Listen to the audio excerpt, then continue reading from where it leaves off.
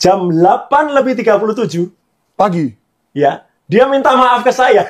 Wah, berarti dia melakukan kegiatan ilegal itu ratusan kali dong. Jadi saat saya diskusi dengan Pak Jokowi, beliau sama sekali tidak mengkriminalisasi Mas Roy. Dari beberapa rekan sesama pemilik kios di Pasar Pramuka yang siap bersaksi bahwa Pak Iman Raharjo, mantan Wamendes, Tuhan akan menunjukkan jalan.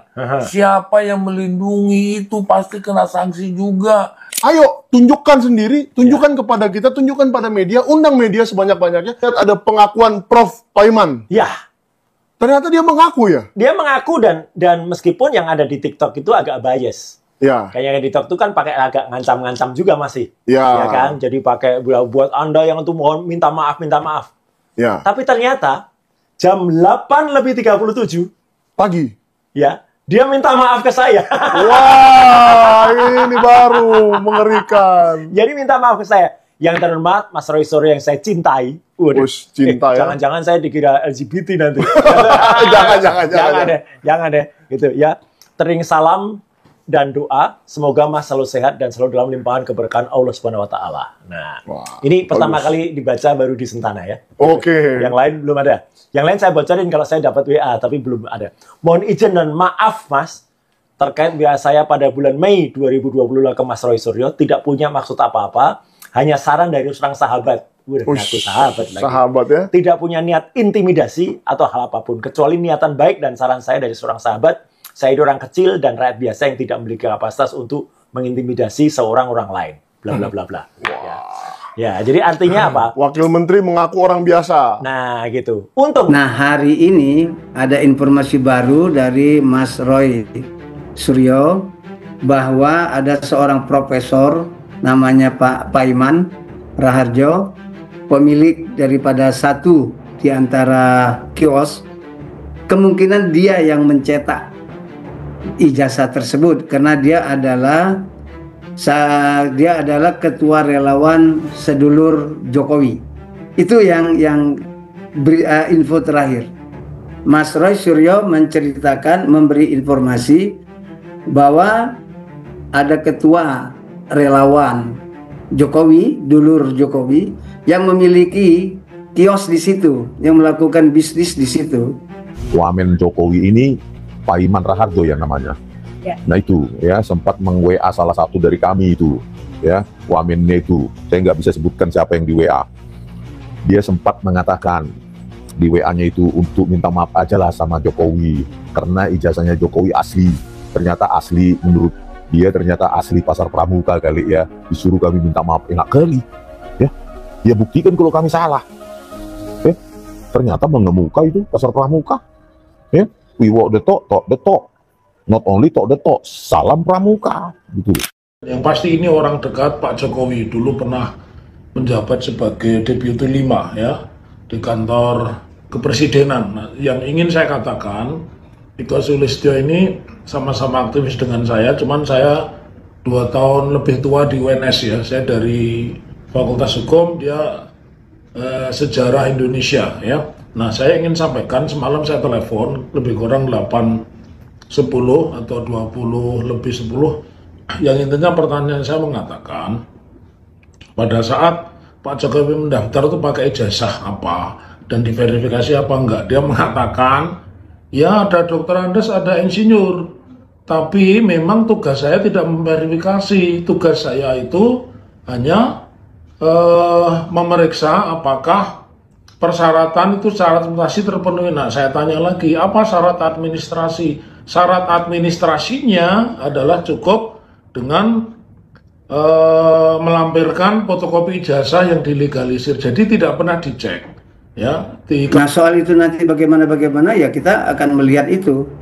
Jadi hal yang seperti ini lebih baiknya tanya sama Mas Roy Suryo karena dia yang langsung kontak langsung sama Profesor Paiman namanya, Paiman Raharjo. Oke. Merantau ke Jakarta hanya model lulusan SMP. Ini saya hormati, ngaku. Wow. Ngaku kan? Ya. Karena soalnya ada yang nggak ngaku. Ya bagus lah. Lulusan KPU tidak pernah dicek. Bahkan saya juga tanya kepada Divisi Hukum Komisi Pemilihan Umum Kota Surakarta, ya, rekan saya sahabat Suharsono juga memang tidak diverifikasi, ya. Dan saya tanya lagi kepada siapa? Kepada Pak Efek Rudi Hadiatmo, yang notabene adalah ketua DPC PDI, juga mengatakan dia tidak tahu persyaratan itu karena yang mengurus adalah tim sendiri gitu loh. Artinya bukan PDIP dan arsinya nggak ada. Gugatan tuntutan secara material itu 69,07 triliun dan imaterial 1.000 triliun.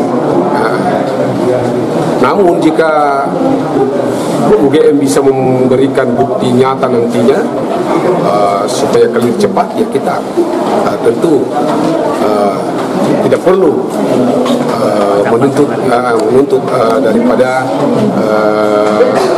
nilai itu tadi.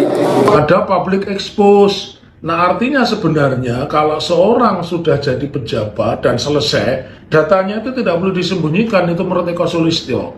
Jadi pada kesempatan ini saya ingin mengatakan, dia tanya apa saya pernah mengirim surat. Sebelum mengajukan gugatan itu kami sudah mengirim surat kepada KPU, semana kepada UGM 2 kali begitu. Jawabannya sama, mereka tidak berhak untuk membuka data itu. Nah, ini yang saya sampaikan. Jadi pengalaman penting Eko Sulistyo yang orang dekat Pak Jokowi itu sudah mengatakan public expose itu artinya data itu boleh. Jadi mestinya tidak perlu berlarut-larut seperti ini ya guys ya. Setelah bersih tegang dengan mantan Wamen Jokowi Paiman Raharjo terkait otak pembuatan ijazah Jokowi di Pasar Pramuka, kini Roy bongkar bahwa Paiman sudah mengaku dan meminta maaf kepadanya. Di sisi lain, KPU Surakarta juga akui bahwa saat itu Jokowi punya 2 gelar, yaitu insinyur dan dokter Andes. Lantas mana yang benar? Apakah Jokowi emang tempuh 2 mata kuliah sekaligus atau cetak 2 ijazah sekaligus? Mantan Menteri Pemuda dan Olahraga Indonesia Roy Suryo baru-baru ini membuat pernyataan mengejutkan terkait Paiman Raharjo, mantan Wakil Menteri Desa, Pembangunan Daerah Tertinggal dan Transmigrasi. Menurut pengakuan Roy Suryo, Paiman Raharjo diduga terlibat dalam kasus ijazah palsu mantan Presiden Republik Indonesia Joko Widodo. Hal ini disampaikan oleh Roy Suryo dalam podcast yang ditayang di kanal YouTube Santana TV berjudul Ancam Keluarga Roy Suryo Ternyata Wakil Menteri Pemilik Kios Pramuka. Mulanya Roy Suryo hanya mengaku bahwa dirinya mendapat pesan WhatsApp dari seorang profesor berinisial P dengan nama belakang Raharjo, di mana merujuk pada Paiman Raharjo. Roy Suryo kemudian membeberkan bagaimana hubungannya dengan sosok tersebut yang terbilang cukup dekat. Namun bukan pesan biasa. Roy Suryo mengaku bahwa chat WhatsApp yang diterimanya pada 6 Mei 2025 berisi intimidasi karena dirinya vokal terhadap kasus dugaan ijazah palsu Jokowi. Roy Suryo kemudian membacakan sindikat penggalan dari isi pesan tersebut. Dalam pesannya, Paiman Raharjo meminta Roy Suryo untuk berhenti mengulik perihal ijazah Jokowi dan memikirkan keluarganya sendiri. Ia melanjutkan bahwa pesan tersebut berisi kalimat panjang, namun pada akhir kalimat, Paiman Raharjo meminta Roy untuk meminta maaf. Saran tersebut tentu membuat Roy Suryo bingung, pasalnya ia menilai tindakan selama ini sudah benar. Tidak hanya itu, pesan tersebut juga berisi tentang keselamatan keluarga Roy Suryo. Mendapat pesan seperti itu, Roy mengaku bahwa sejumlah warganet menyarankan agar dirinya melaporkan Paiman Raharjo ke polisi, tapi Roy Suryo enggan melakukannya.